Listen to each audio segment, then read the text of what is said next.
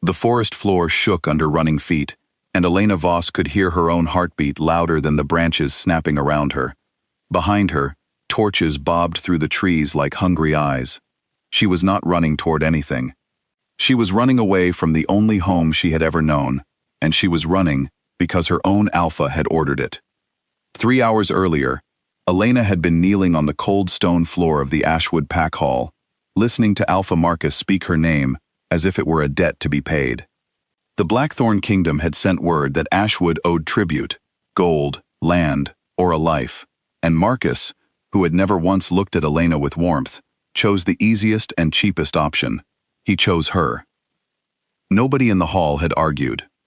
Her stepsister Clara had smiled from her seat near the fire, the same smile she wore whenever something good happened to someone else at Elena's expense. Elena's own father had died years ago protecting this pack, and in exchange, his daughter was being handed over like a sack of grain to settle an unpaid bill. Now guards marched on either side of her, their grips tight on her arms, pulling her not away from danger, but straight into it. The trees thinned ahead, and moonlight poured over a black iron gate, taller than any building Elena had ever seen. Beyond it stood towers of dark stone, sharp against the night sky, and banners bearing a silver wolf baring its teeth. This was Blackthorn. This was the kingdom of the Alpha King Draven, a man spoken of only in whispers, a man whose name alone made grown warriors lower their eyes. Elena had heard the stories since she was a child. He had taken his throne through blood. He showed no mercy to anyone who crossed him. Some said he had killed his own brother for the crown. Others said worse. And now she was being delivered to him like a gift wrapped in fear. The gate groaned open, and the guards shoved her forward. She stumbled onto stone ground, catching herself before she fell, and looked up to see dozens of Blackthorn soldiers watching her with expressions she could not read.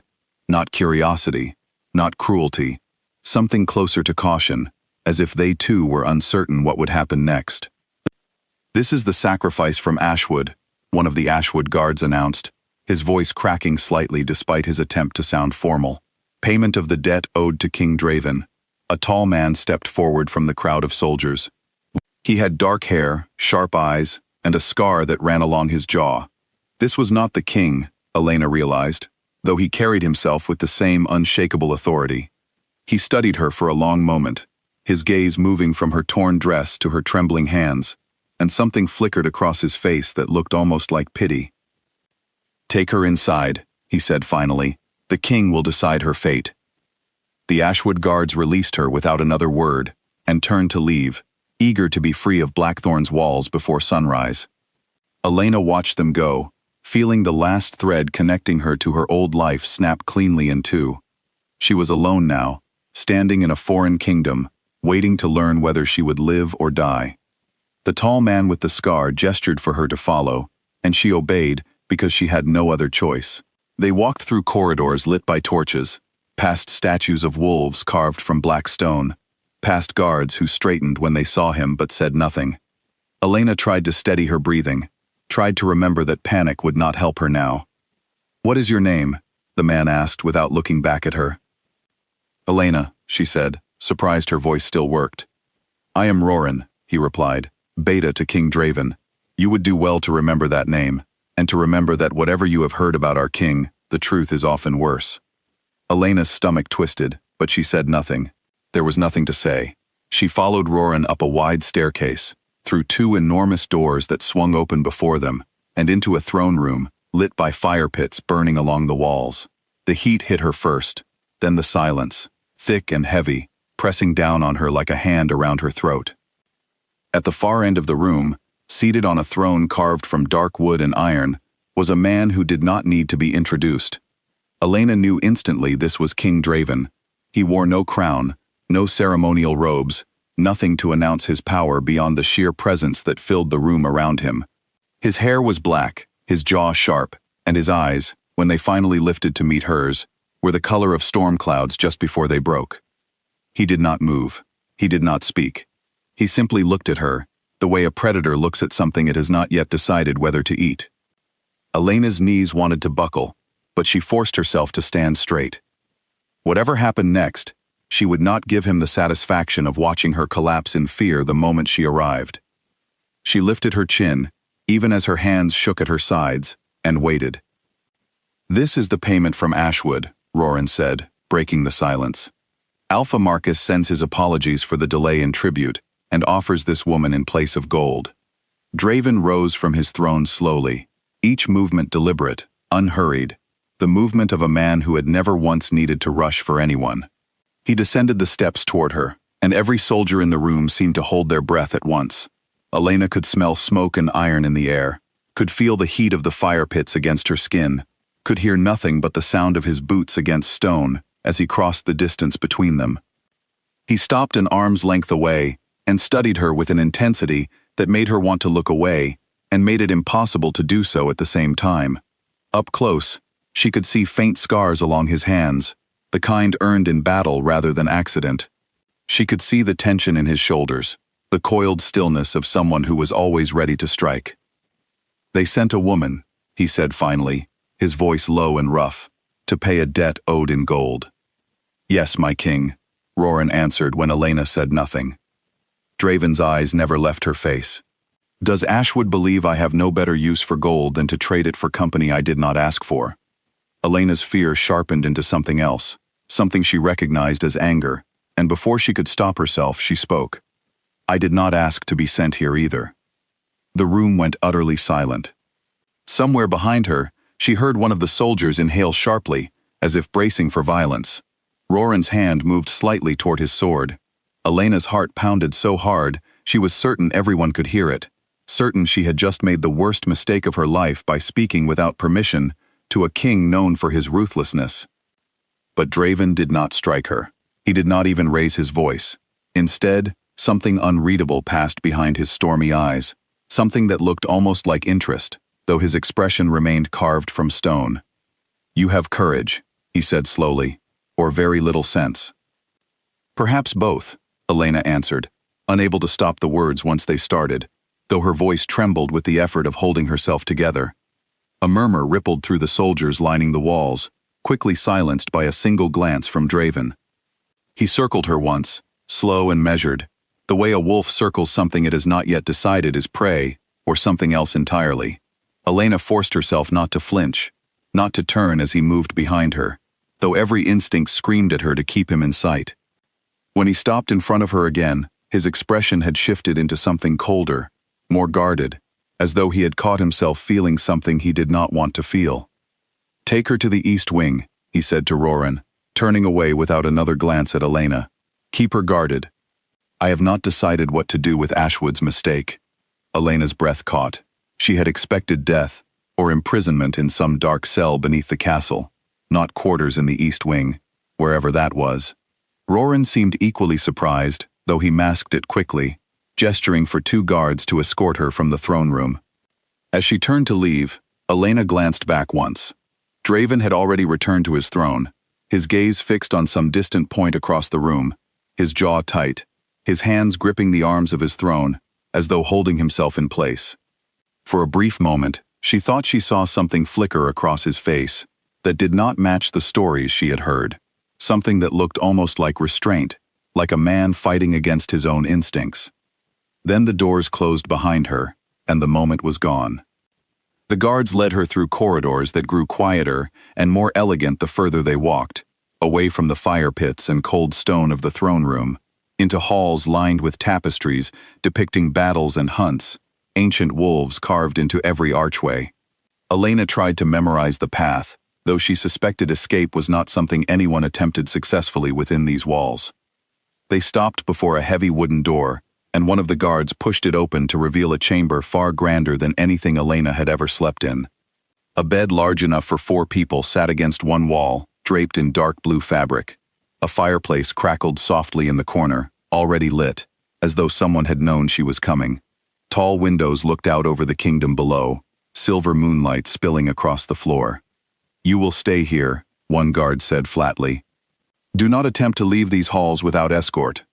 The door closed, and Elena heard the unmistakable sound of a lock turning from the outside.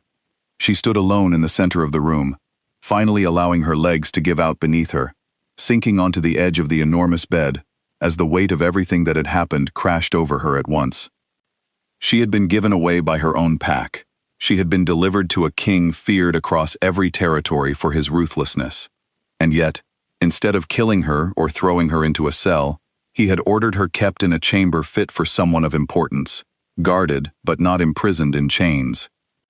None of it made sense, and Elena was too exhausted to try to understand it tonight.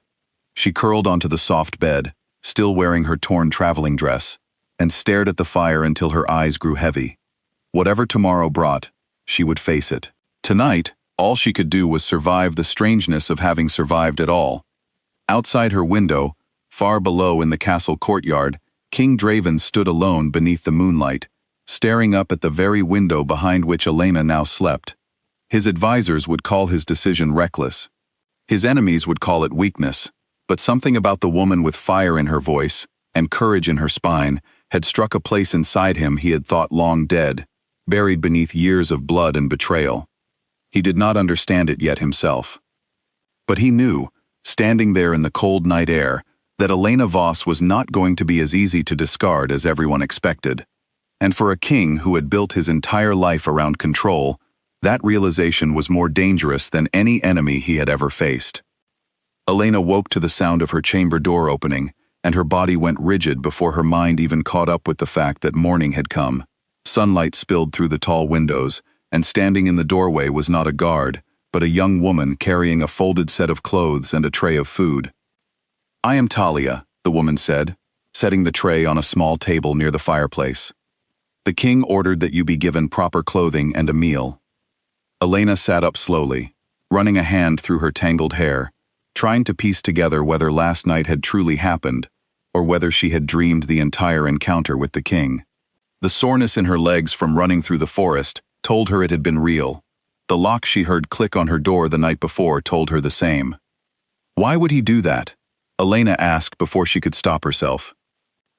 Talia's eyes flicked toward the door, as though checking for anyone listening, before she answered quietly. "Nobody in this castle knows. The king has never kept a prisoner in the East Wing before. He has never ordered clothing brought to anyone he intended to harm."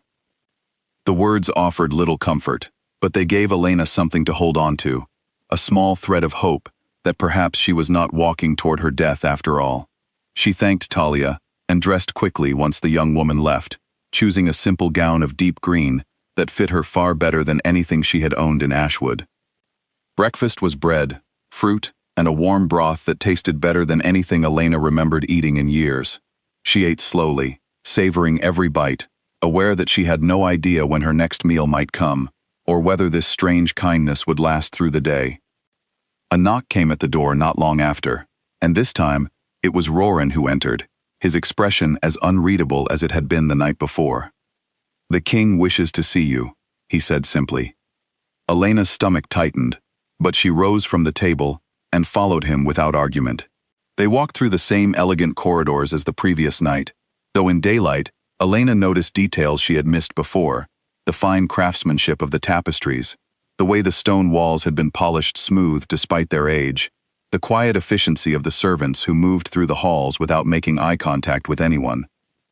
Roran led her not to the throne room this time, but to a smaller chamber, a study filled with shelves of books and maps spread across a long table. King Draven stood near the window, his back to the door, his hands clasped behind him. He did not turn when they entered.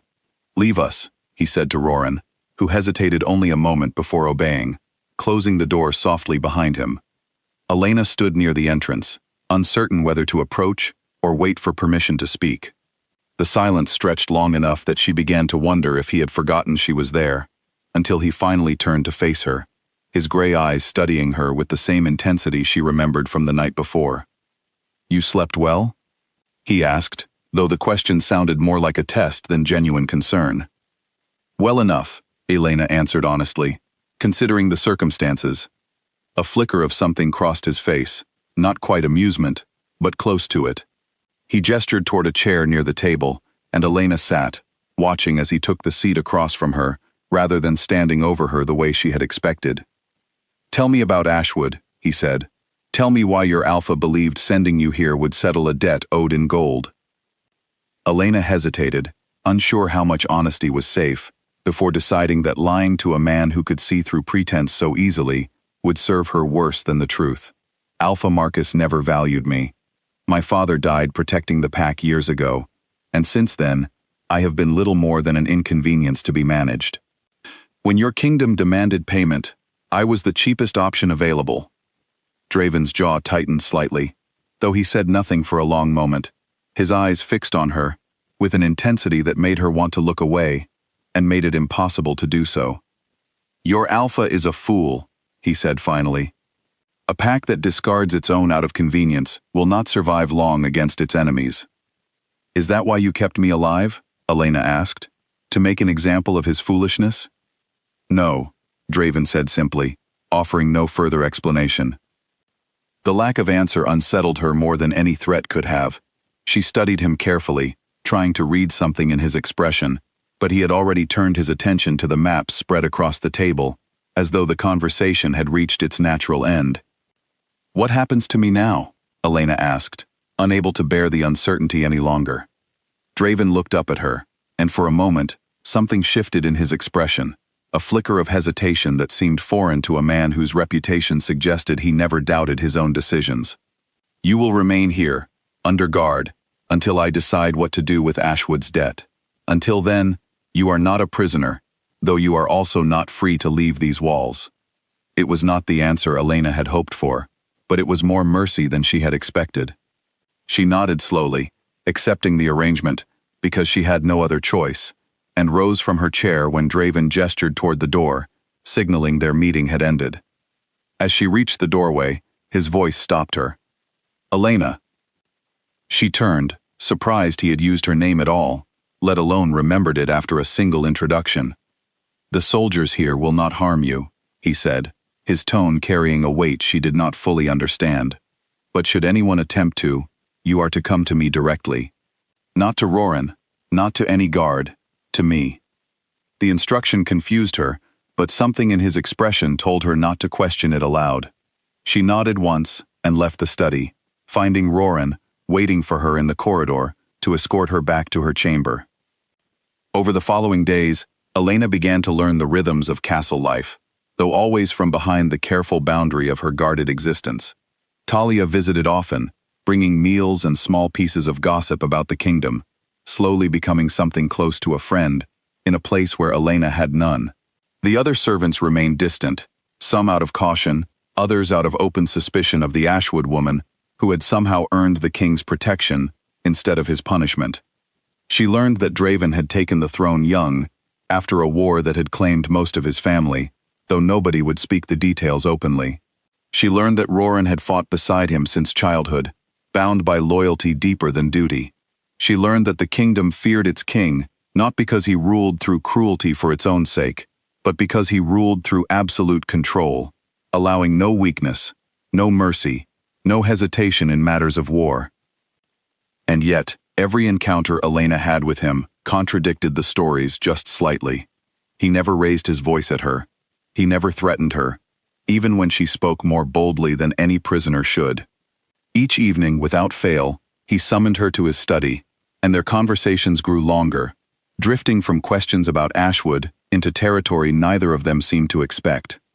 "Why do you not fear me the way everyone else does?" he asked one evening, nearly a week after her arrival, as she sat across from him while he reviewed reports from his generals. Elena considered the question carefully before answering. "I did fear you, the first night. I still do, sometimes. But you have had 100 chances to hurt me, and you have chosen not to take a single one of them. Fear only lasts so long against evidence." Draven set down the report he had been reading, studying her with an expression she had not seen from him before, something almost vulnerable beneath the usual guarded stillness. "Careful, Elena. Trust is a dangerous thing to offer a man like me." "Perhaps," she said. "But you have not exactly given me a reason to withhold it." He did not answer, but something shifted in the air between them, a tension that had nothing to do with fear or danger, something Elena did not yet have a name for, but felt settle low in her chest every time his eyes lingered on her a moment too long. Later that night, alone in her chamber, Elena stood by the window and looked out over the kingdom she had once believed would be the end of her. The stories had painted Draven as a monster without mercy, a king who ruled through terror alone. But the man she was beginning to know seemed carefully built from restraint rather than cruelty, a man who guarded his own heart with the same intensity he guarded his kingdom's borders.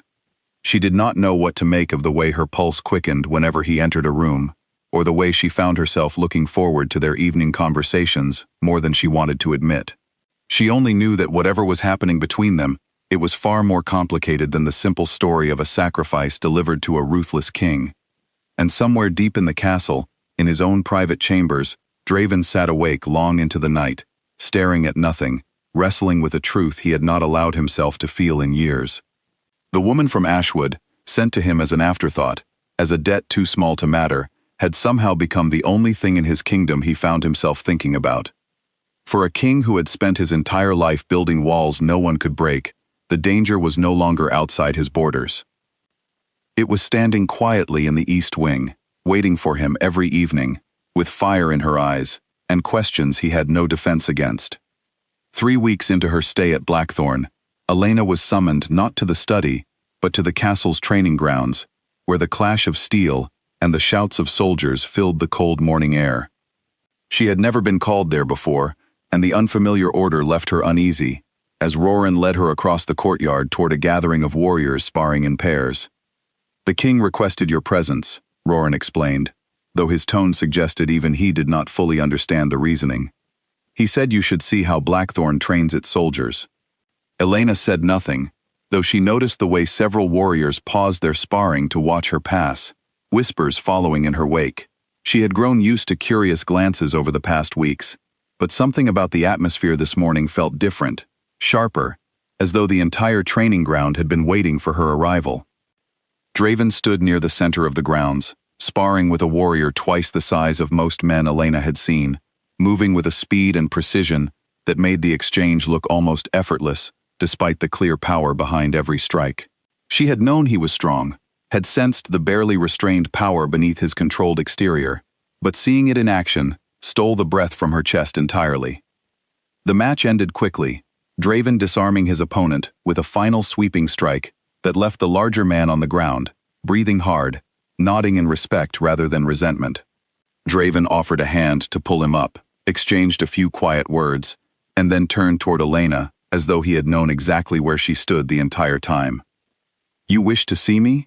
Elena asked as he approached, wiping sweat from his brow with the back of his hand. "I wished for you to see this," he said, gesturing toward the training grounds around them.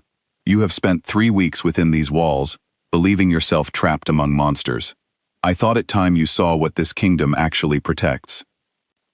Elena looked around at the warriors continuing their training, at the discipline evident in every movement, at the way younger soldiers watched their elders with something closer to admiration than fear. It was nothing like the chaotic violence she had imagined when she first heard stories of Blackthorn's ruthlessness. "They fight because they believe in something," Draven continued, his voice quieter now, meant only for her. "Not because they fear punishment. My father ruled through terror, and it nearly destroyed this kingdom before I ever took the throne. I choose a different path." The admission surprised Elena, a piece of vulnerability she had not expected from a man so carefully guarded in every other conversation. "The stories say you took your throne through violence," she said carefully, watching his reaction. Draven's expression darkened slightly, though not with anger directed at her. "My father was cruel to everyone, including his own family. When he threatened to harm my mother beyond what she could survive, I made a choice. I do not regret it, though I understand why the story became something uglier in the retelling." Elena said nothing for a long moment, absorbing the weight of what he had shared, understanding suddenly that the ruthlessness attributed to him was not baseless cruelty, but the result of a childhood spent surviving something far darker than anything she had imagined. Her own resentment toward Marcus, her own pack's casual cruelty, suddenly felt small compared to what Draven had endured and overcome. "Thank you," she said quietly, "for telling me." He studied her for a long moment, something unreadable passing behind his gray eyes, before he nodded once and gestured for her to follow him away from the training grounds, toward a quieter path that wound along the castle's outer wall. They walked together in comfortable silence for a while, the autumn air crisp against Elena's skin, the distant sound of the kingdom's daily life humming beneath the quiet of the path they walked. It was the first time since her arrival that she had been allowed outside the main castle walls, and something about the simple freedom of open air made her feel lighter than she had in weeks. "Do you miss your home?" Draven asked eventually, breaking the silence. Elena considered the question honestly before answering. "I miss the idea of home. Ashwood was never truly that. Not for me. My father's memory was the only thing that made it feel like somewhere I belonged, and even that faded once Marcus made clear how little I mattered to him." "You deserved better than that," Draven said, his voice carrying a quiet intensity that made Elena's chest tighten unexpectedly. "Perhaps," she said, "but I have learned not to dwell on what I deserved. It only led to disappointment." Draven stopped walking, turning to face her fully, his gray eyes searching her face with an intensity that made her pulse quicken despite herself. "You should dwell on it," he said. "You should expect better, Elena. Not settle for whatever scraps of kindness the world offers you." The words struck something deep inside her, a wound she had carried since childhood, since her father's death had left her at the mercy of a pack that valued her only as a burden to be managed. Nobody had ever told her she deserved more. Nobody had ever looked at her with the fierce conviction currently burning in Draven's expression. "Why does it matter to you?" she asked softly, unable to keep the question contained any longer.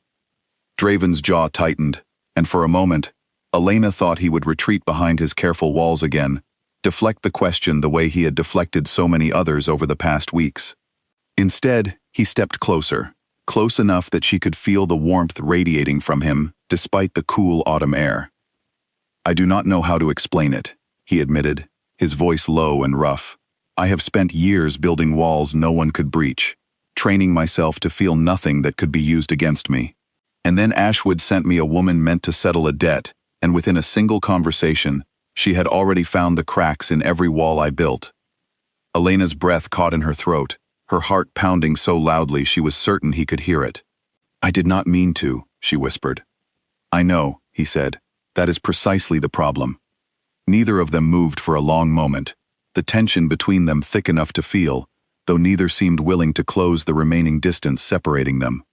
Finally, Draven stepped back, running a hand through his dark hair, composing himself with visible effort. "Come," he said, his voice returning to its usual measured tone, though Elena could see the effort it cost him. "It grows late, and I have matters to attend to before evening." They walked back toward the castle in silence, though the air between them felt different now, charged with something unspoken that neither of them seemed ready to name. Elena spent the rest of the day distracted, replaying the conversation over and over, trying to understand what exactly was happening between herself and a king she had arrived believing would end her life. That evening, their usual meeting in his study felt different too, quieter, more careful, as though both of them were navigating around the moment they had shared on the path without daring to address it directly. They discussed Ashwood again, the political tensions along Blackthorn's borders, small matters that filled the silence without touching the deeper current running beneath their words. It was Roran who finally interrupted, entering the study without knocking, his expression tight with urgency that immediately shifted the mood in the room. "My king," he said, "word has arrived from the southern border. There has been movement along enemy territory. It requires your immediate attention." "Demeanor Shin." Draven rose instantly, his entire demeanor shifting into the sharp, commanding presence Elena remembered from their first meeting in the throne room. "Escort Elena back to her chamber," he instructed Roran, before turning to Elena with an expression that softened only slightly. "We will continue this conversation another time." Elena nodded, watching him leave the study with Roran close behind, the warmth of their earlier conversation replaced by the cold reality that Draven ruled a kingdom facing constant threats from every direction. She followed the guard assigned to escort her back to the East Wing, her mind still tangled in everything that had passed between herself and the king throughout the day. Lying awake that night, Elena stared at the ceiling of her chamber, trying to make sense of feelings she had never expected to develop for a man once described to her only through stories of ruthlessness and blood. Whatever was growing between them felt dangerous, in ways that had nothing to do with the threats gathering along Blackthorn's borders. She was falling for a king who ruled a kingdom she did not belong to, sent to him as payment for a debt her own pack had refused to honor honestly. Whatever happened next, whether Ashwood attempted to reclaim her, or Blackthorn's enemies threatened everything Draven had built, Elena knew one truth with absolute certainty. There was no simple path back to the life she had once known, and increasingly, she was not sure she wanted one. News of the southern border reached the entire castle by morning, and the mood within Blackthorn's walls shifted from quiet routine into tense preparation. Elena watched from her chamber window as soldiers moved through the courtyard below, loading supplies, sharpening weapons, gathering in tight formations that spoke of urgency she had not witnessed since her arrival weeks earlier. Talia arrived with breakfast, wearing an expression Elena had not seen on her before, worry etched clearly across her usually calm features. "What is happening?" Elena asked, unable to keep the concern from her voice. "The Thornvale Kingdom has moved soldiers along the southern border," Talia explained, setting the tray down with hands that trembled slightly. "They have been enemies of Blackthorn for generations, ever since King Draven's father broke a treaty that cost Thornvale dearly. Every few years they test our borders, hoping to find weakness." "Is the king in danger?" Elena asked before she could stop herself, the question revealing more of her concern than she intended. Talia glanced at her with something between curiosity and understanding. "King Draven has never lost a battle against Thornvale, but that does not mean the danger is not real. War is never without cost, even for the victors." Elena spent the rest of the morning restless, unable to focus on anything, as she listened to the sounds of preparation, continuing throughout the castle. She had not seen Draven since the previous evening, when Roran had interrupted their conversation with news of the border movement, and the uncertainty of not knowing what was happening gnawed at her more than she wanted to admit. By midday, Roran arrived at her chamber, his expression grim. "The king wishes to speak with you before he departs," he said. Elena's heart dropped. "Depart? He is leaving the castle? He rides for the southern border within the hour, to assess the situation personally before deciding how to respond," Roran explained, gesturing for her to follow him through the corridors, moving faster than their usual measured pace. They found Draven in the courtyard, already dressed in armor that transformed him into someone far more intimidating than the man Elena had grown to know over the past weeks. Soldiers moved around him with practiced efficiency, preparing horses and supplies, but his attention fixed entirely on Elena the moment she appeared. "You wish to see me?" she asked, echoing the words he had spoken to her weeks earlier, though this time the question carried a weight neither of them could ignore. Draven stepped closer, lowering his voice so only she could hear. "I do not know how long I will be away, or what I will find when I reach the border. Thornvale has never been an enemy to underestimate." "Then be careful," Elena said, the words escaping before she could measure them, raw and honest in a way she had not intended to reveal so openly in front of his soldiers. Something shifted in Draven's expression, softening the sharp edges his armor and impending battle had carved into his features. "You worry for me," he said, not quite a question. "Is that surprising?" Elena asked, meeting his gaze steadily despite the vulnerability of admitting it aloud. "Everything about you has surprised me since the moment you arrived," he admitted quietly, reaching out to brush a strand of hair from her face with a gentleness that contrasted sharply against the armor and weapons surrounding them. "I will return, Elena. This kingdom still has matters unfinished, and so do we." Before she could respond, one of his commanders approached, signaling that preparations were complete and it was time to depart. Draven held her gaze a moment longer, something unspoken passing between them, before he turned and mounted his horse, leading his soldiers through the castle gates and out toward whatever awaited them at the southern border. Elena stood in the courtyard long after they had disappeared from sight, Roran eventually approaching to escort her back inside, though his usual guarded expression had softened slightly, as though he too had witnessed something significant in the exchange between his king and the woman from Ashwood. The days that followed passed slowly, filled with uncertainty that settled over the entire castle like a heavy fog. Elena found herself unable to focus on anything, spending hours pacing her chamber or staring out over the kingdom, watching for any sign of returning soldiers, any indication of news from the southern border. Talia visited often, offering what comfort she could, sharing stories of Draven's past victories against Thornvale that were meant to ease Elena's worry, but only heightened her awareness of exactly how dangerous the situation truly was.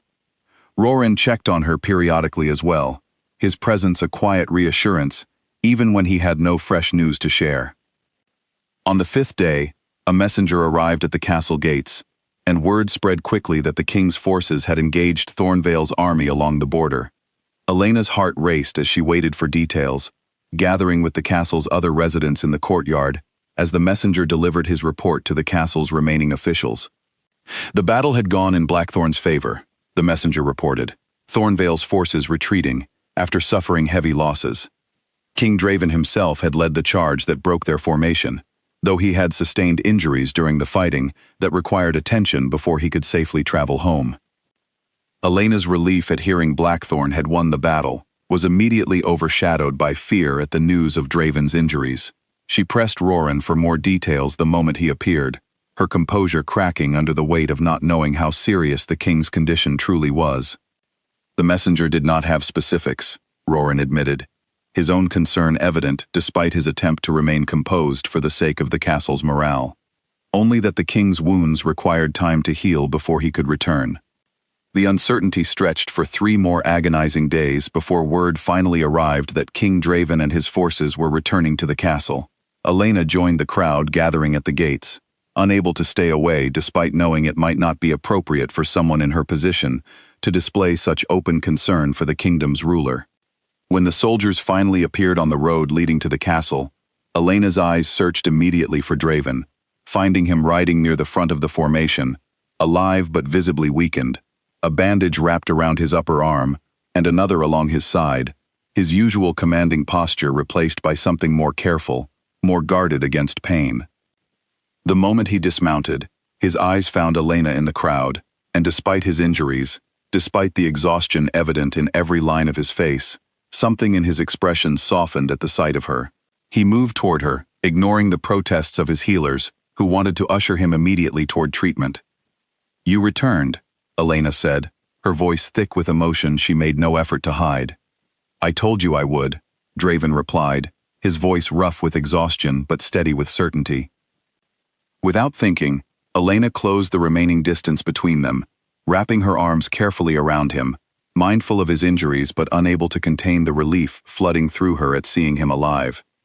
For a moment, Draven stood frozen, clearly unaccustomed to such open displays of concern, before his uninjured arm came around her, holding her against him with a gentleness that felt entirely at odds with the ruthless reputation that preceded him. The soldiers and servants gathered around them, exchanged glances, whispers already beginning about what this moment meant, but neither Elena nor Draven seemed to notice or care about the audience witnessing their embrace. When they finally separated, Draven's healers insisted on taking him immediately to treat his wounds properly, and Elena reluctantly released him, watching as he was led toward the castle's healing chambers. "Come with me," he said, before disappearing inside, his tone leaving no room for argument, though the request carried none of the harshness she might have expected from a king used to commanding obedience. Elena followed, ignoring the surprised glances from the healers and guards as she entered the chamber where Draven's wounds would be treated. She stayed by his side throughout the process, holding his hand when the healers worked on the deeper wound along his side, offering quiet words of comfort that seemed to ease the tension in his jaw more effectively than anything the healers could provide. By the time the treatment finished, exhaustion had settled over both of them, though Elena remained seated beside his bed long after the healers departed, unwilling to leave, despite knowing she should allow him to rest. "Thank you," Draven said quietly, breaking the comfortable silence that had settled over the chamber. "For what?" Elena asked. "For staying," he said simply, "for caring whether I returned at all." Elena reached for his hand again, lacing her fingers through his without hesitation. "I care a great deal more than I expected to, when I first arrived here believing you would be the end of me." Draven's exhausted expression shifted into something warmer, something that looked almost like hope despite the pain still evident in his features. "Perhaps we were both wrong about what this arrangement would become," he said. Elena smiled, the first genuine smile she had allowed herself since watching him ride away toward the southern border days earlier. Perhaps we were, she agreed, staying beside him as exhaustion finally claimed him, watching over the king who had once been nothing more than a frightening story to her, now someone whose survival mattered more to her than she had ever imagined possible. Outside the healing chamber, word of the embrace in the courtyard had already spread throughout the castle, reaching every corner of Blackthorn by nightfall. Whatever had been growing quietly between Elena and Draven over the past weeks was no longer a secret contained within private conversations in his study. The entire kingdom now watched, waiting to see what would become of the woman from Ashwood, and the king who had chosen to protect her, instead of discarding her as everyone had expected. 2 weeks after Draven's return from the southern border, the great hall of Blackthorn Castle filled with nobles, warriors, and representatives from allied territories, for a gathering meant to celebrate the victory against Thornvale. Elena stood near the edge of the room in a gown of deep silver that Talia had helped her prepare for the evening, feeling entirely out of place among the powerful figures filling the hall. Draven, fully recovered from his injuries, moved through the crowd with the easy authority of a king secure in his position, though his eyes returned to Elena repeatedly throughout the evening, drawing curious glances from the nobles who noticed the pattern. Rumors about their relationship had spread throughout the kingdom over the past weeks, and tonight, surrounded by visitors from allied and rival territories alike, those rumors were about to be tested in a way neither of them had anticipated. Among the guests was Alpha Gideon of the Nightfall territory, a man known for his sharp tongue and long-standing rivalry with Draven, a rivalry rooted in old political disputes that had never fully healed despite decades of uneasy peace between their kingdoms. Gideon approached Elena directly, his expression carrying a calculated cruelty barely hidden behind polite conversation. "You must be the Ashwood woman everyone speaks of," he said, his tone dripping with condescension. "Tell me, does it not trouble you, knowing your own pack valued you so little they handed you over like unwanted cargo?" Elena's composure faltered for a moment, the old wound of Marcus's betrayal still tender, despite everything that had changed since her arrival at Blackthorn. Before she could formulate a response, Gideon continued, his voice carrying just loud enough for those nearby to hear. "Perhaps King Draven simply enjoys collecting things other kingdoms have discarded," he said, a cruel smile spreading across his face. "It would explain his interest in a woman with no pack, no standing, and no value beyond whatever use he has found for her." The words cut deeper than Elena wanted to admit, striking at insecurities she had carried since childhood, since the moment her father died, and left her at the mercy of a pack that never truly wanted her. She opened her mouth to respond, uncertain what words could possibly counter such deliberate cruelty, when a presence beside her made the air in the room shift entirely. Draven had crossed the hall in seconds, his expression carrying a coldness Elena had never witnessed from him before, not even during their first meeting when she had feared for her life. The entire hall fell silent as he positioned himself beside Elena, his gaze fixed on Gideon, with an intensity that made the other Alpha take an involuntary step backward. "You will apologize to Elena," Draven said, his voice low and controlled, carrying a threat far more dangerous than any shout could have conveyed. "And you will do so now, in front of everyone who witnessed your insult." Gideon's confident smirk faltered slightly, though pride kept him from backing down entirely. "I merely spoke the truth. Every noble in this room is already thinking, Draven. Surely you do not intend to threaten an ally over a woman with no standing." "She has more standing in this kingdom than you understand," Draven said, his voice carrying across the silent hall with absolute finality. "Elena is under my protection, and any insult directed at her is an insult directed at me personally. Choose your next words carefully, Gideon." The tension in the room stretched unbearably, every noble and warrior present watching the exchange with held breath, uncertain whether they were witnessing the beginning of a political conflict that could shatter the fragile peace between territories. Gideon's jaw tightened, calculating the cost of continuing this confrontation against a king whose reputation for ruthlessness was well earned when provoked.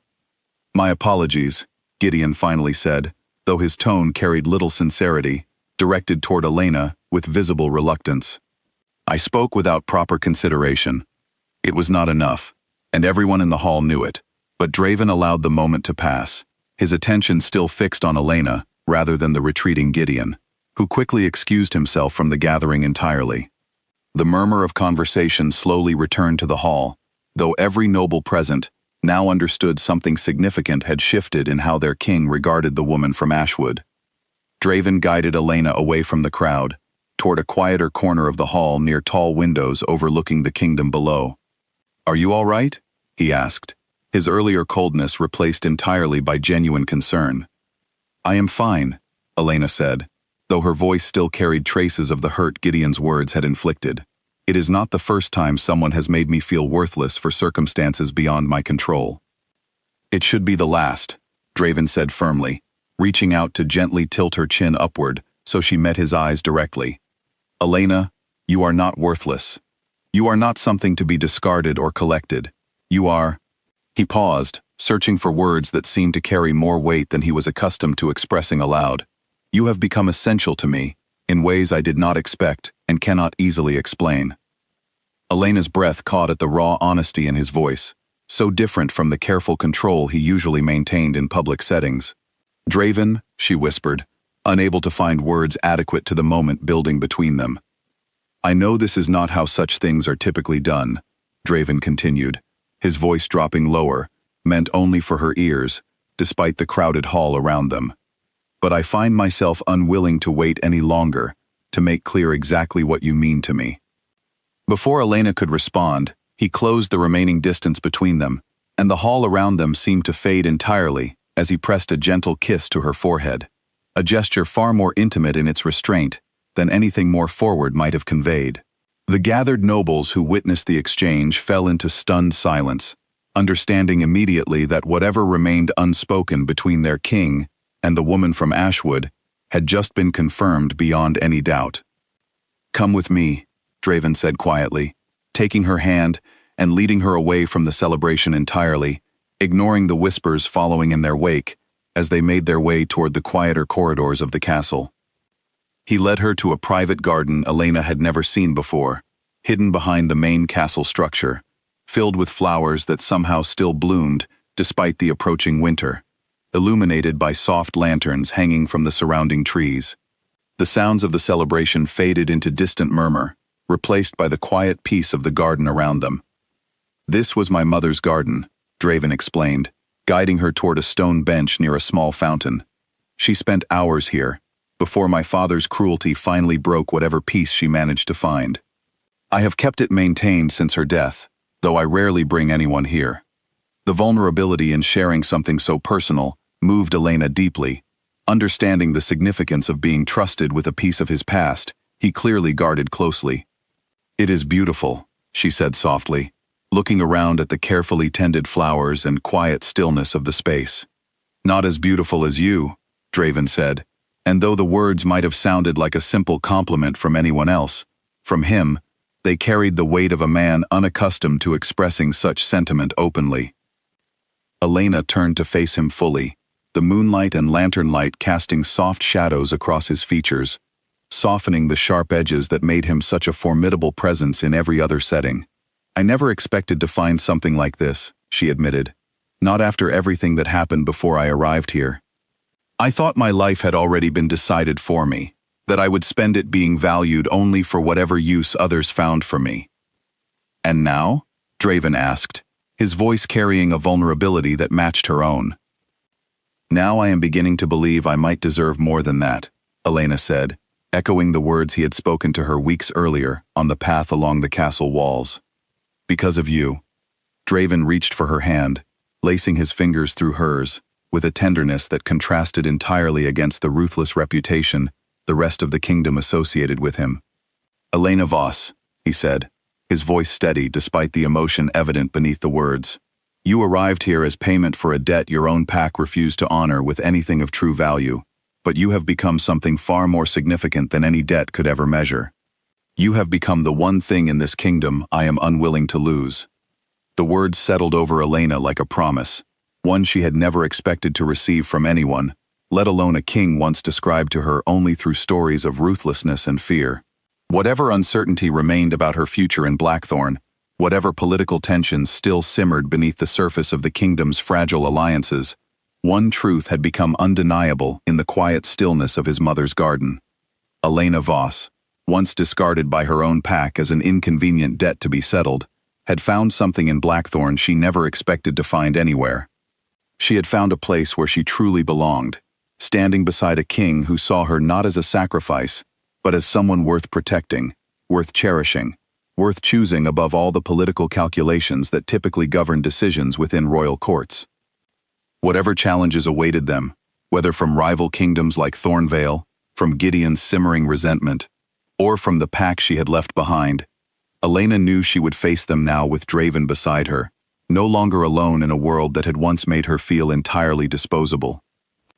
Word of what happened in the Great Hall reached Ashwood territory faster than Elena could have anticipated, carried by traveling merchants and messengers who moved freely between allied kingdoms.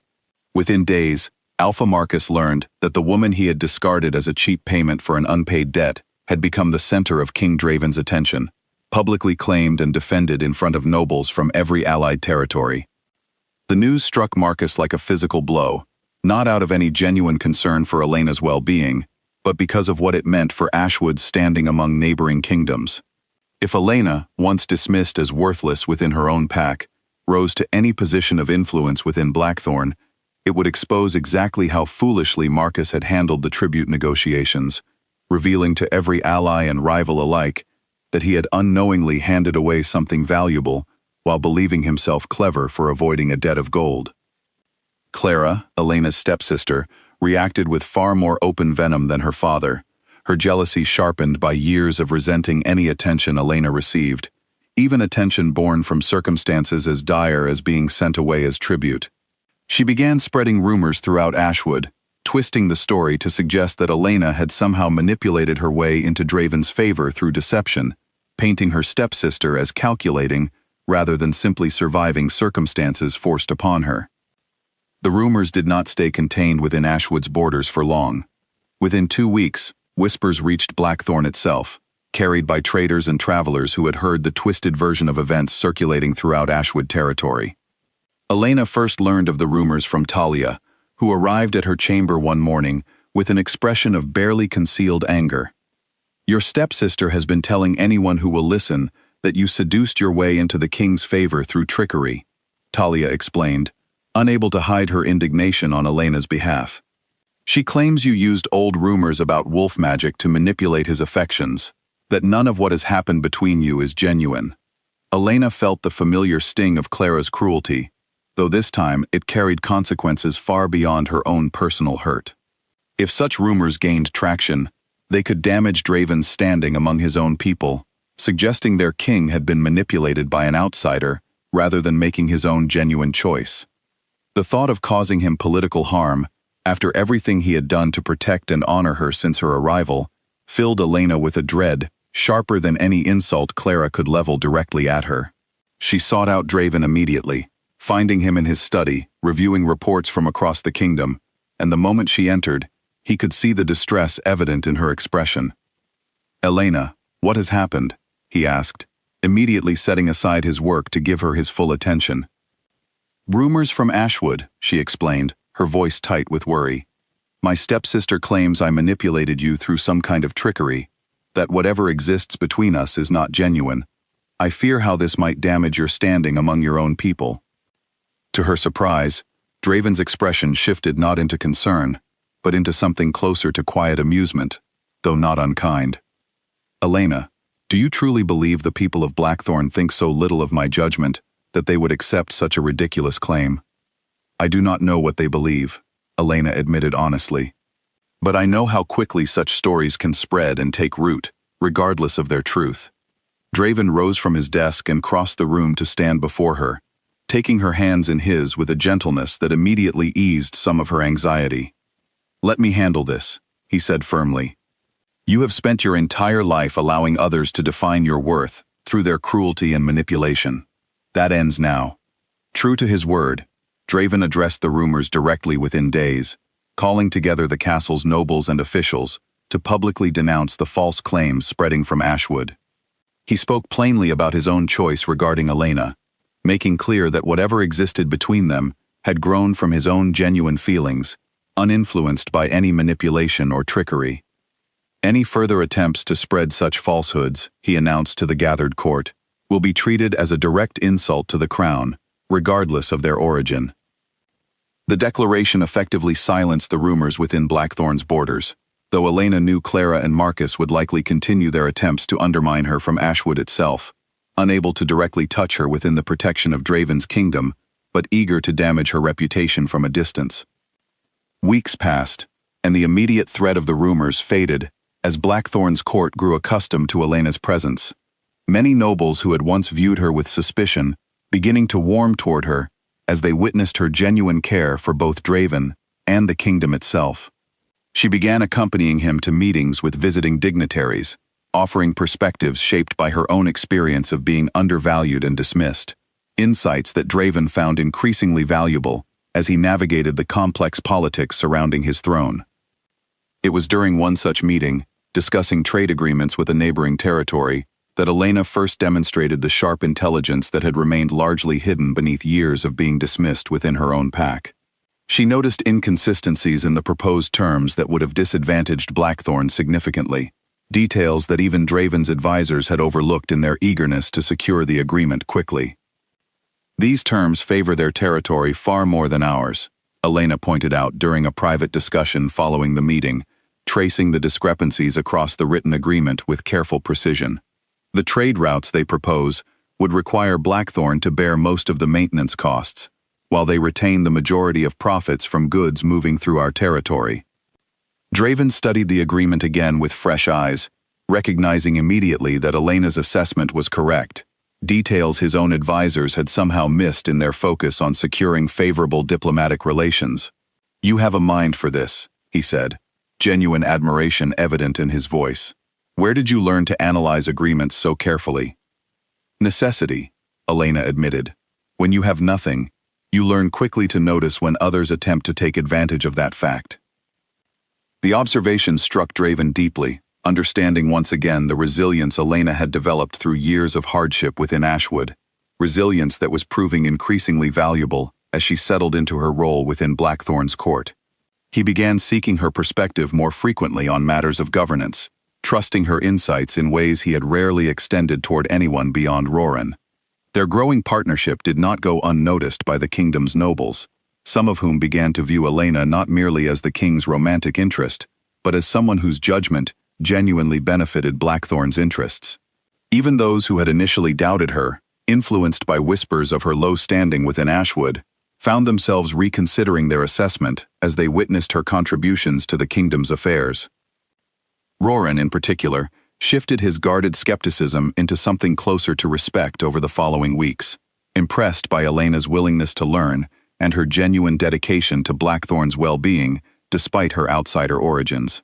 He began including her in strategic discussions that had previously remained restricted to Draven's closest advisors, recognizing that her fresh perspective often revealed considerations others had overlooked. "I owe you an apology," Roran admitted to her one evening, as they walked together through the castle's corridors following a lengthy strategy session. "When you first arrived, I doubted whether you would prove anything more than a temporary distraction for the king. I was wrong." Olenna accepted the apology graciously, understanding the significance of such an admission from a man who guarded his trust as carefully as Draven guarded his own emotions. "I understand the doubt," she said. "I arrived here with nothing, expected by everyone to either die or fade quietly into irrelevance. Proving otherwise has been satisfying in its own way." As autumn deepened into winter, Olenna found herself increasingly settled within Blackthorn, no longer the frightened woman who had arrived expecting execution, but someone who had carved out genuine purpose and belonging within a kingdom that had initially seemed as threatening as the stories suggested. Her relationship with Draven continued to deepen as well, their public bond now widely accepted throughout the castle, though the political complications surrounding her origin remained a persistent undercurrent beneath the growing peace they had found together. Neither of them could have anticipated how quickly that fragile peace would be tested again, as threats far more dangerous than rumors and political maneuvering began gathering just beyond Blackthorn's borders, threats that would soon force both Olenna and Draven to confront exactly how far they were willing to go to protect what they had built together. The first sign of danger came on an otherwise ordinary evening, when Elena walked alone through the castle gardens after finishing a lengthy discussion with Draven about the upcoming winter festival, an event meant to strengthen alliances between Blackthorn and its neighboring territories. She had grown comfortable enough within the castle grounds to walk certain paths without escort, a privilege Draven had extended to her weeks earlier as trust between them deepened. The garden felt different that night, the usual peaceful stillness, replaced by an unsettling quiet that raised the hair on the back of Elena's neck before she could identify exactly why.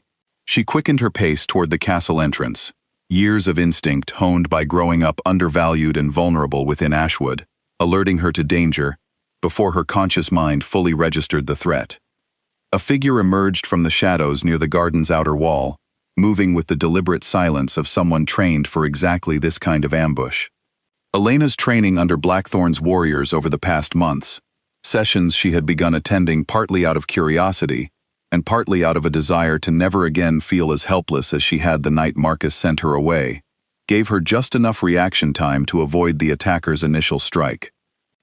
She screamed for help as she dodged, the sound echoing through the quiet garden, buying precious seconds as the attacker recovered from his missed strike and lunged again. Elena's heart pounded with terror, but the training she had absorbed kicked in despite her fear, allowing her to sidestep and put distance between herself and the assassin sent to end her life.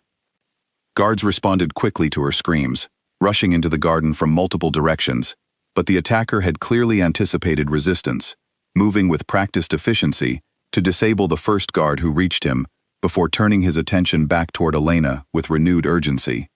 She retreated toward the fountain at the garden's center, grabbing a decorative iron rod from a nearby trellis, the only weapon within reach. The confrontation might have ended far worse had Draven not arrived at that exact moment, drawn by the commotion and Elena's screams, moving through the garden with a speed and lethal precision that transformed him instantly into the warrior king whose reputation had once terrified Elena before she truly knew him. He intercepted the assassin before the man could reach her again, and the fight that followed was brief and decisive. Draven's fury at the threat against Elena fueling a level of controlled violence that left the attacker subdued within moments. "Elena," Draven said, rushing to her side the instant the threat was neutralized, his hands moving over her carefully, checking for injuries despite her insistence that she was unharmed. "Are you hurt? Did he touch you?" "I am fine," Elena assured him, though her voice trembled with the aftermath of adrenaline and fear. "Your training sessions proved more useful than I expected."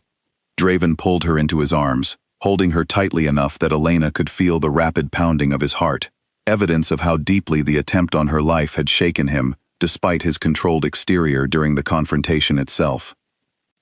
"I nearly lost you," he said quietly, his voice rough with emotion he made no effort to hide, now that the immediate danger had passed.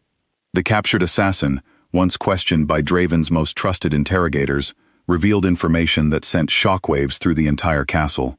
He had been hired not by Thornvale, as many initially suspected given the recent conflict, but by someone with connections to Blackthorn's own court, someone who wanted Elena eliminated before her growing influence over the king could develop further.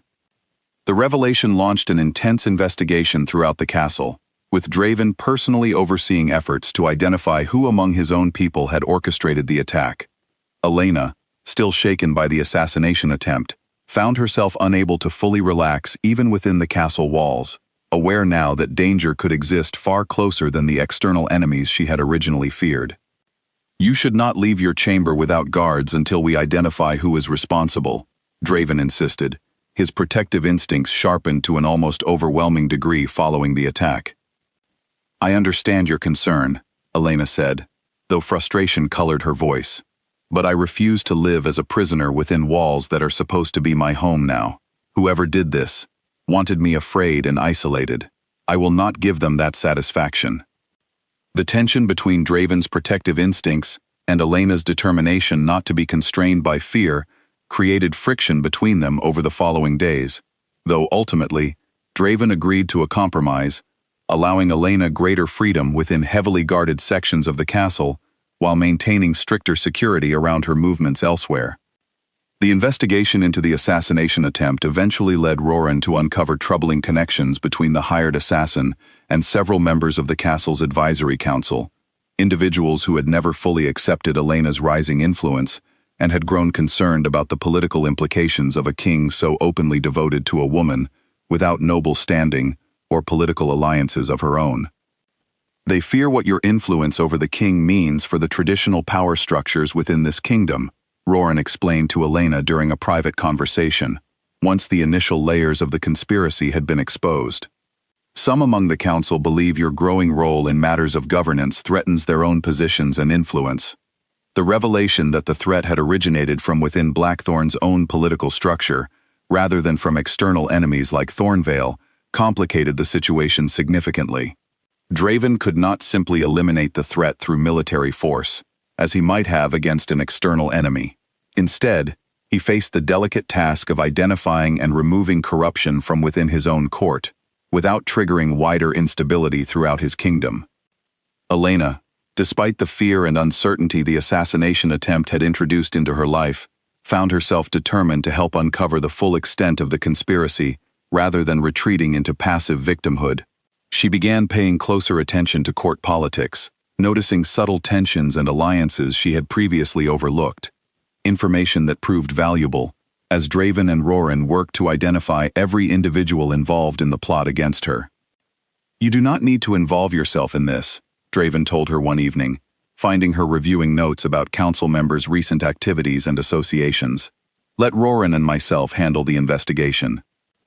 I refuse to be merely a passive target, waiting for the next attempt on my life," Elena said firmly, meeting his concerned gaze with unwavering determination. "I have spent too much of my life being something that happens to, rather than someone who acts. That ends now, Draven." Something in her fierce independence, so different from the frightened woman who had first arrived in Blackthorn believing herself powerless against whatever fate awaited her, filled Draven with a complicated mixture of pride and continued worry. He recognized in her the same resilience that had drawn him to her from their very first meeting, even as his protective instincts warred against allowing her to place herself in continued danger. "Very well," he conceded finally. "But you work alongside Roran and myself, never alone, and you inform me immediately of anything suspicious you discover." Elena agreed to the compromise, and over the following weeks, the three of them worked together to unravel the conspiracy, threatening not only Elena's life, but the stability of Blackthorn's entire political structure. What they discovered revealed connections far more extensive and dangerous than anyone had initially anticipated. Connections that stretched beyond the castle's own walls and threatened to expose betrayals that had remained hidden for years. As the investigation deepened, Elena found herself growing not only closer to Draven through their shared purpose, but also more confident in her own capabilities, understanding for the first time in her life that she possessed genuine strength and intelligence that extended far beyond whatever value others had assigned her throughout her years within Ashwood. Whatever conspiracy awaited discovery, whoever within Blackthorn's court sought to eliminate her out of fear for their own diminishing influence, Elena had made a decision that would not be undone by threats or violence. She would fight for her place within Blackthorn, for her relationship with Draven, and for the future she had begun to build within a kingdom that had somehow, against every expectation she carried upon her arrival, become the home she had never truly known before. Weeks of careful investigation finally began yielding results, as Roran uncovered a pattern of secret meetings between several council members and messengers whose loyalties remained unclear. Elena spent long hours reviewing correspondence and financial records alongside Roran, her sharp attention to detail proving invaluable as they pieced together a conspiracy that had been building far longer than anyone initially suspected.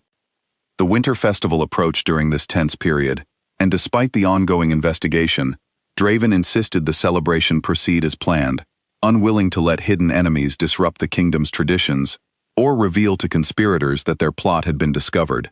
Elena understood the necessity of maintaining appearances, though the pressure of preparing for a public celebration while quietly hunting for traitors within the court weighed heavily on her. "You seem distracted," Talia observed one afternoon, helping Elena prepare for the festival's opening ceremony. "Is everything all right?" Elena hesitated, uncertain how much she could safely share even with someone she had come to trust as a friend. "There is much on my mind," she admitted carefully. "The festival, the ongoing tensions with the council, everything happening within the kingdom right now." Talia studied her for a moment, something knowing in her expression. "Whatever burdens you carry, know that you are not facing them alone. This kingdom has come to genuinely value your presence, Elena, regardless of what certain council members might believe."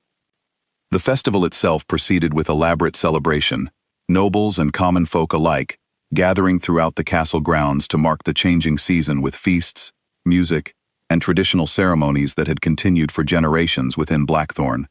Elena stood beside Draven throughout much of the evening, presenting a unified front, despite the tension simmering beneath the festive atmosphere. It was during the height of the celebration, as dancers moved through the great hall and musicians filled the air with celebratory melodies, that Roran approached Draven with an expression that immediately signaled urgent news, despite his attempt to maintain composure amid the festivities. "We have identified the source," Roran said quietly, drawing both Draven and Elena aside from the celebration into a private alcove.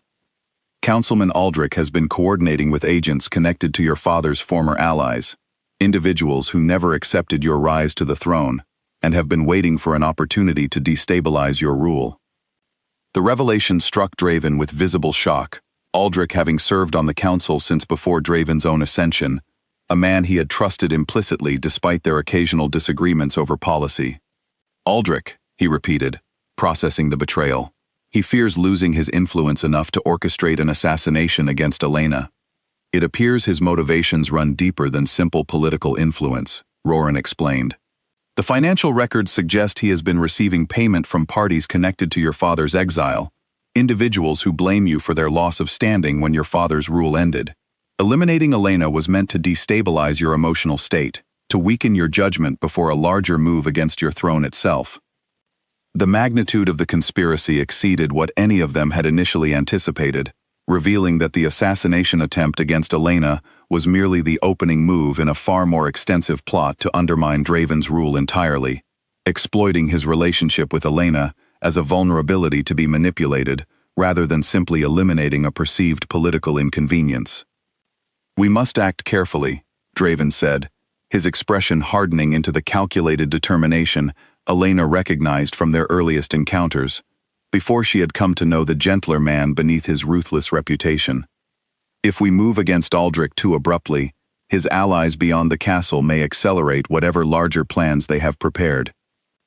Elena listened intently, understanding now why Draven had maintained such careful control throughout their relationship, recognizing the constant political calculations required to protect not only himself, but everyone connected to him from threats that extended far beyond simple military conflict. The kingdom's stability depended on decisions made with precision rather than emotional reaction, regardless of how personal the threats against them had become. "What do you need from me?" Elena asked, unwilling to remain passive while Draven and Roran navigated the crisis alone. Draven considered her question carefully before responding. "Continue behaving as though nothing has changed. Aldrich and his allies must not suspect we have identified the conspiracy until we are prepared to act against the full network of his co-conspirators, both within the castle and beyond its walls." The following days required an exhausting balance of maintaining normal appearances while secretly preparing to dismantle the conspiracy threatening Blackthorn's stability. Elena continued attending council meetings, sitting across from Aldrich with practiced composure, despite knowing he had orchestrated an attempt on her life, gathering additional information through careful observation that proved valuable as Draven and Roran finalized their plans. The confrontation finally came during a council session where Aldrich, unaware his betrayal had been discovered, attempted to push through a proposal that would have granted him expanded authority over Blackthorn's military resources, a move Roran's investigation revealed was meant to position him for greater control once his allies' larger plot against Draven's throne progressed further. Draven allowed the proposal discussion to proceed, watching Aldrich's confident manipulation of the council with controlled patience, before finally revealing the evidence Roran had gathered, laying bare the full extent of Aldrich's betrayal before the assembled council members. The revelation sent shockwaves through the chamber. several council members who had unknowingly supported Aldrich's proposals, expressing genuine shock at learning of his treachery. Aldrich's composure shattered entirely once confronted with the evidence, his carefully maintained facade collapsing into desperate justification as he realized his conspiracy had been thoroughly exposed. "You do not understand what your father took from all of us," he said, addressing Draven directly, years of suppressed resentment finally surfacing. "The exile, the loss of standing, the humiliation our families endured. You represent the continuation of that legacy, regardless of how different you claim to be from him." "I am nothing like my father," Draven said, his voice carrying absolute conviction despite the gravity of the confrontation. "But your attempt to harm Elena, to use violence against someone innocent to further your own political ambitions, proves you understand nothing about the kind of ruler I have worked to become." The council unanimously supported Aldrich's removal from his position, along with immediate investigation into his co-conspirators throughout the kingdom and beyond its borders. The swift, decisive action Draven took in exposing and addressing the conspiracy strengthened rather than weakened his standing among the remaining council members, many of whom expressed renewed respect for a king who handled internal betrayal with such careful precision rather than reckless violence. Elena watched the proceedings with complicated emotions, relief at finally understanding who had threatened her life, mixed with lingering unease at how close the conspiracy had come to succeeding, and how deeply it had been rooted within structures she had believed relatively secure. As the council session concluded and Aldrich was led away under guard, Draven found her still standing near the chamber entrance, processing everything that had unfolded.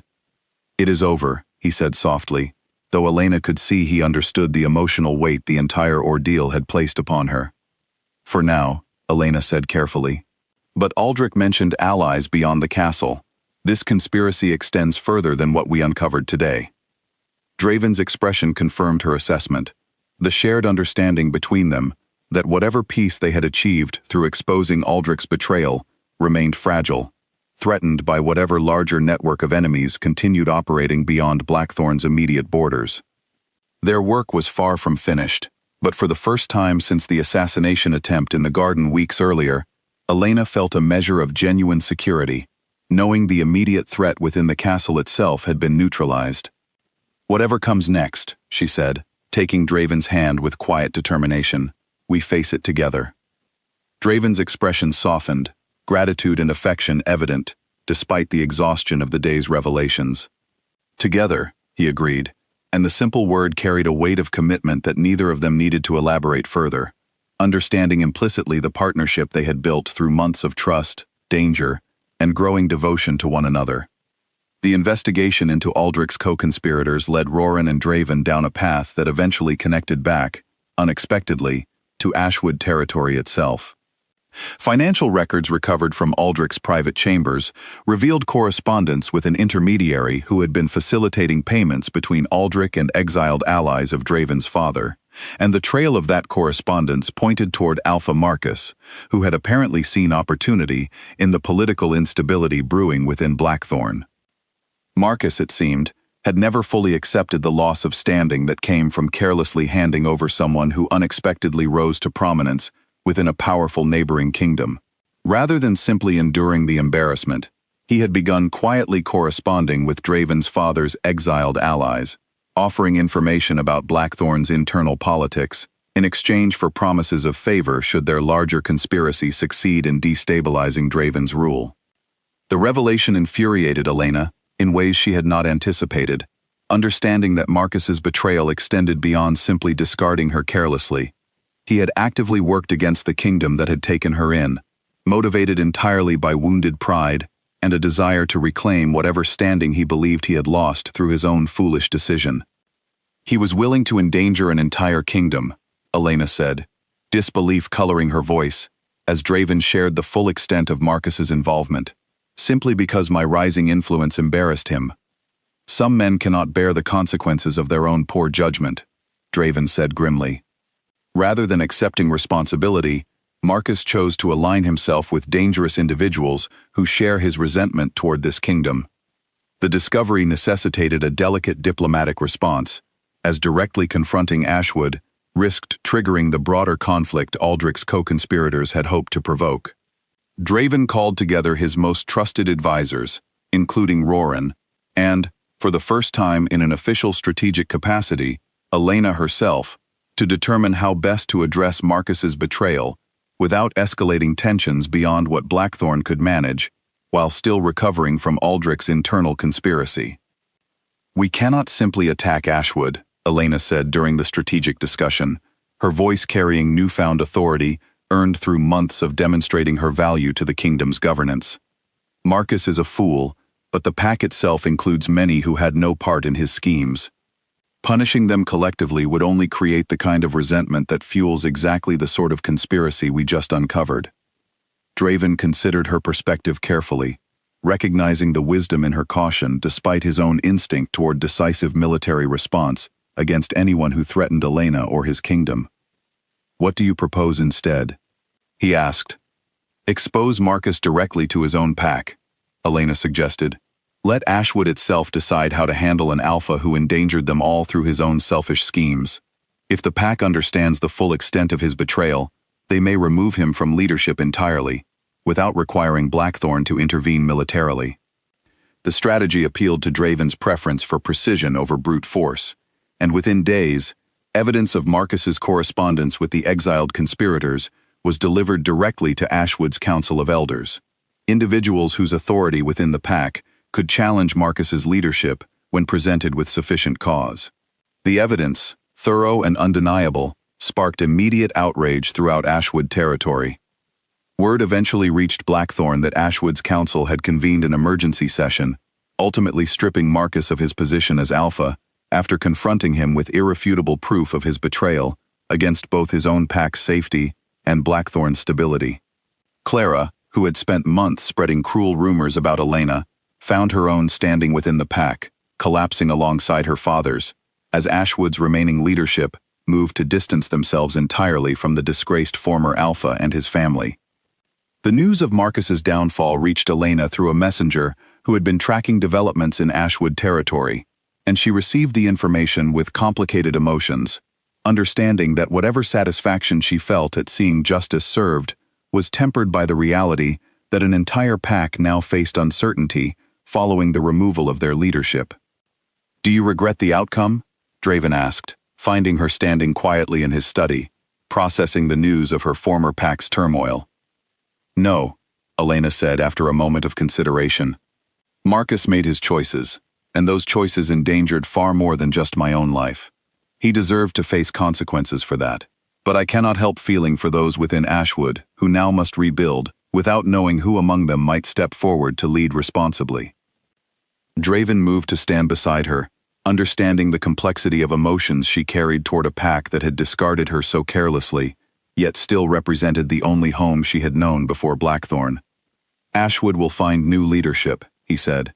"Packs are resilient, even after losing leaders who failed them." Elena nodded, though her thoughts lingered on the pack she had left behind, wondering whether the changes unfolding there might eventually lead to a version of Ashwood worthy of the loyalty its members deserved, rather than the careless dismissiveness she had experienced under Marcus's leadership. With Marcus's conspiracy exposed and neutralized, and Aldrich's betrayal within Blackthorn's own court thoroughly addressed, the kingdom finally began settling into a period of genuine peace, the first sustained calm Elena had experienced since her arrival months earlier. The remaining council members, having witnessed both the danger of internal betrayal and the decisive response it warranted, worked more cohesively alongside Draven, strengthened rather than weakened by the crisis they had collectively overcome. Elena's role within the kingdom's governance continued expanding naturally, her contributions to uncovering both conspiracies having earned genuine respect from council members and citizens alike. No longer viewed merely as the king's romantic interest, but as someone whose judgment and courage had proven invaluable during Blackthorn's recent trials. As winter began giving way to the first signs of approaching spring, Draven found himself reflecting on how dramatically his kingdom, and his own life, had transformed since the night Elena arrived as an unwilling sacrifice meant to settle Ashwood's debt. What had begun as an unexpected obligation had grown into something far more significant than either of them could have anticipated during that first tense encounter in the throne room. He found her one evening in his mother's garden, the same private sanctuary where he had first admitted the depth of his feelings for her months earlier, standing quietly among flowers just beginning to show signs of spring's approach, despite the lingering winter chill in the air. "You seem thoughtful," he observed, approaching her from behind, wrapping his arms gently around her from behind, in a gesture that had become comfortably familiar between them. "I am thinking about everything that has changed since I arrived here," Elena said, leaning back against him, savoring the warmth and security of his embrace. "I came expecting death, or at best, a life of quiet servitude within walls I believed would become my prison. Instead, I found—" "What did you find?" Draven asked softly, genuine curiosity evident in his voice. Elena turned within his arms to face him directly, her expression carrying an openness and certainty that had grown steadily since her arrival, replacing the fear and uncertainty of those first difficult days. "I found purpose. I found people who value me for who I am, rather than merely what use I provide them. I found—" She paused, searching for words adequate to the depth of feeling she carried. "I found you, Draven. And somehow, despite everything the stories claimed about your ruthlessness, you have become the person who makes me feel most genuinely safe in this entire world." Draven's expression softened with an emotion he rarely allowed himself to display so openly, even after months of growing intimacy between them. "Elena Voss," he said, his voice carrying quiet reverence. "You arrived here as a debt owed by a foolish alpha who never understood your true value, but you have become the queen this kingdom needs. Whether through blood right, or simply through the strength of character you have demonstrated time and again." The word queen hung between them, carrying implications neither had explicitly voiced before, though the trajectory of their relationship had been building steadily toward exactly this moment, since the night Draven first refused to discard the sacrifice delivered to his throne room. Spring arrived fully across Blackthorn territory, transforming the castle grounds into a landscape of blooming flowers and fresh green growth that mirrored the renewal Elena had experienced within her own life over the past months. The kingdom, having weathered both external conflict with Thornvale and internal betrayal through Aldrich's conspiracy, had emerged stronger and more unified than it had been in years, its citizens increasingly devoted to a king who had proven himself capable of protecting them from threats both obvious and hidden. Draven called together the full royal court on a morning bright, with early spring sunshine, an announcement having spread throughout the castle that the king intended to make a declaration of significant importance. Elena, though aware something substantial was approaching given the conversation they had shared weeks earlier in his mother's garden, still felt nervous anticipation as she prepared for whatever moment awaited her within the great hall. Talia helped her dress that morning, selecting a gown of deep blue that seemed to shimmer like the sky itself, her hands trembling slightly with excitement as she worked. "Everyone within the castle suspects what today's announcement will be," Talia said, unable to contain her enthusiasm despite trying to maintain professional composure. "You have earned this, Elena. Every bit of respect and love you have found here, you earned through your own strength and character." Elena studied her reflection in the mirror, hardly recognizing the woman staring back at her, compared to the frightened, uncertain figure who had arrived at Blackthorn's gates months earlier. She had grown not only in confidence and capability, but in her fundamental understanding of her own worth, no longer defined by Marcus's careless dismissal or Clara's cruel jealousy, but by the genuine value she had demonstrated through her own actions and choices. The great hall, when Elena finally entered, overflowed with nobles from Blackthorn and allied territories, gathered in anticipation of whatever announcement their king intended to make. Roran stood near the throne, his expression carrying quiet pride as Elena made her way through the crowd toward where Draven waited, resplendent in ceremonial attire that marked the significance of the occasion. Draven's eyes found hers the moment she entered the hall, and the warmth in his expression eased whatever remaining nervousness Elena carried, replacing it with steady confidence as she approached the throne where he stood waiting. The assembled crowd fell silent, recognizing that whatever moment was about to unfold carried significance far beyond typical court proceedings. Nobles of Blackthorn, allies from neighboring territories, Draven began, his voice carrying clearly across the silent hall. Months ago, this kingdom received an unexpected gift, delivered not through celebration or diplomatic ceremony, but as payment for a debt a neighboring pack believed too insignificant to honor with anything of true value.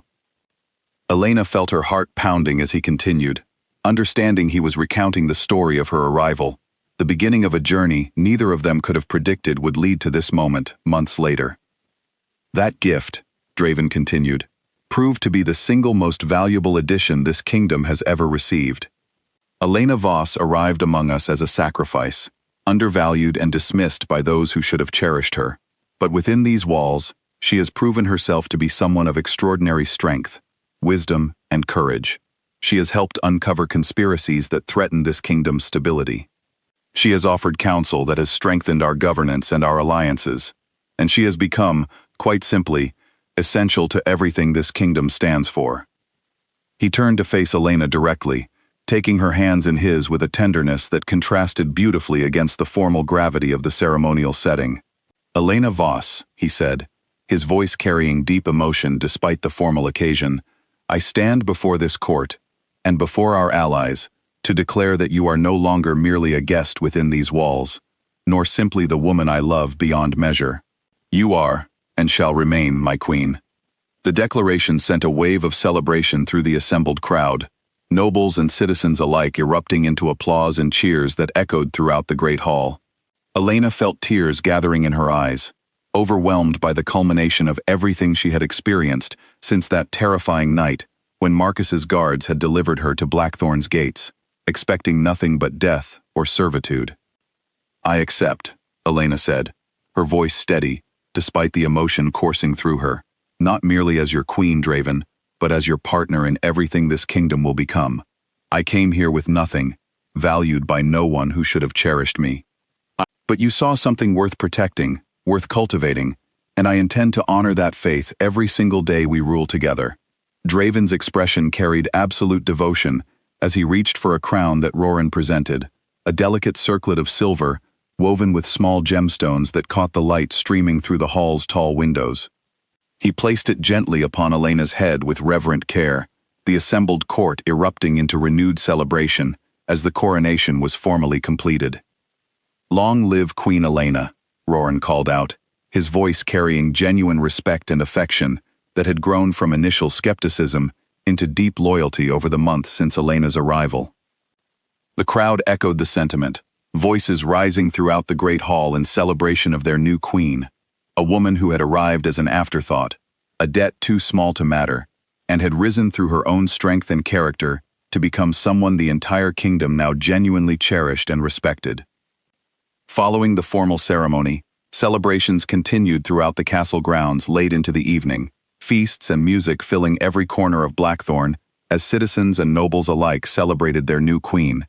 Elena moved through the celebration with Draven beside her, no longer the uncertain outsider who had first arrived months earlier, but a confident ruler ready to face whatever challenges awaited their kingdom together. Word of the coronation spread quickly beyond Blackthorn's borders, eventually reaching Ashwood territory, where those who remained within the disgraced pack learned that the woman they had once discarded so carelessly now ruled as queen over one of the most powerful kingdoms in the region. Whatever remained of Marcus's influence crumbled entirely upon hearing the news, the final confirmation of exactly how catastrophically he had misjudged Elena's worth. Late that evening, once the formal celebrations had concluded and the castle finally settled into peaceful quiet, Elena stood with Draven in his mother's garden, the same private sanctuary where their relationship had deepened through countless quiet conversations over the preceding months. The crown rested gently upon her head, still unfamiliar in its weight, though the responsibility it represented felt entirely natural, given everything she had learned and grown through since her arrival. "Do you have any regrets?" Draven asked softly, watching her carefully in the moonlight, filtering through the garden's flowering trees. Elena considered the question seriously before answering, reflecting on the journey that had brought her from Ashwood's careless dismissal to Blackthorn's throne. "None," she said finally, absolute certainty evident in her voice. "Every difficulty, every fear, every challenge I faced led me here, to you, to this kingdom, to a life I never dared imagine possible for someone valued as little as I once believed myself to be. You were never valueless, Draven said firmly, pulling her close within his embrace. Marcus's failure to recognize your worth was his own tragic blindness, not any reflection of your true value. This kingdom, and everyone within it, sees clearly now exactly what an extraordinary woman you have always been. Elena rested against him, feeling the security and love that had grown steadily since that first terrifying night in the throne room, when she had expected nothing but death from a king the entire world described as ruthless.